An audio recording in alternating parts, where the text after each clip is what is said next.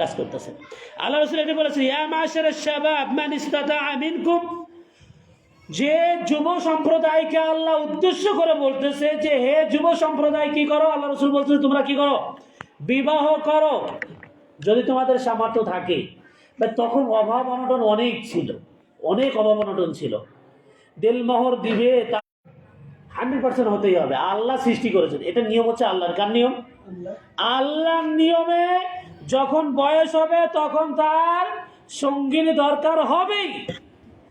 আর যদি সে সেই সময় বৈধ সঙ্গিনী না, ফুকারা শব্দ ব্যবহার করেছেন, ইয়াকুনু ফুকারা, যদি গরিব থাকে ইয়াকুনিহুমুল্লাহ, আপনার রিজিক আপনারই থাকবে। আপনি যাকে বিবাহ করবেন ও রিজিক নিয়ে আসবে, ও রিজিক নিয়ে কি করবে? আসবে। রিজিক ছাড়া কাউকে আল্লাহ দুনিয়ায় পাঠাননি। যাকে আল্লাহ সৃষ্টি করেছেন তার রিজিক আল্লাহ তার কপালে লিখে দিয়েছেন। তা আপনি বিবাহ করতে ভয় পান কেন? কারণ শয়তান, আপনি জানেন না। আমরা তো ইচ্ছা হলে অনিচ্ছা সত্ত্বেও পড়া লাগে, পড়াশোনা করি।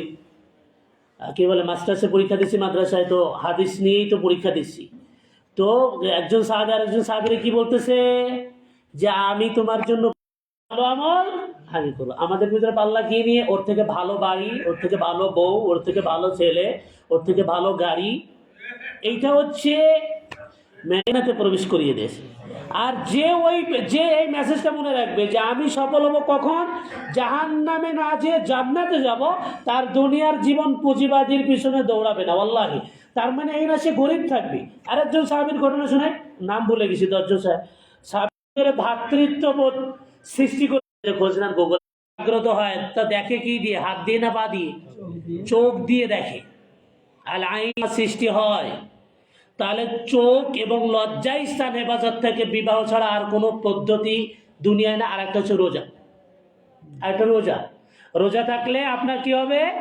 আপনার এই জৈবিক চাহিদা কম থাকবে, হেফাজত করবে। কিভাবে আপনি দিন ঠিক রাখবেন? কিভাবে দিন ঠিক রাখবে? আরে সাহাবায়ে কেরামও তো এটার পক্ষে অনেক কষ্ট হয়ে গেছিল। একজন সাহাবী ছিল যে ইমানদার হওয়ার আগে জেনা করেছিল, বারবার আল্লাহ রাসূলকে বলছে, ইয়া রাসূলুল্লাহ জেনা করলেও জান্নাতে যাবে, চুরি করলেও জান্নাতে যাবে। আল্লাহ রাসূল বলছিল জেনা করলেও যাবে, চুরি করলেও যাবে, কারণ আল্লাহ রাসূল জানতো যে এই ঈমান আনার আগে এর এই অভ্যাস ছিল, এর এই অভ্যাস ছিল। এই জন্য বারবার জিজ্ঞাসা করতো গোপনে রাসূলের কাছে, ইয়া রাসূলুল্লাহ জেনা করলেও জান্নাতে যাবে, চুরি করলেও জান্নাতে যাবে? যাবে। তওবা করলে আসে না? নাই, আছে তওবার রাস্তা। তবে জেনা কেন? কারণ হচ্ছে বিবাহ কঠিন হয়ে যাচ্ছে, যেখানে 10-20 হাজার টাকায় বিবাহ হয়ে যায়। মেয়েরা দেলমোহর হাঁকাচ্ছে, আগেই চিন্তা হচ্ছে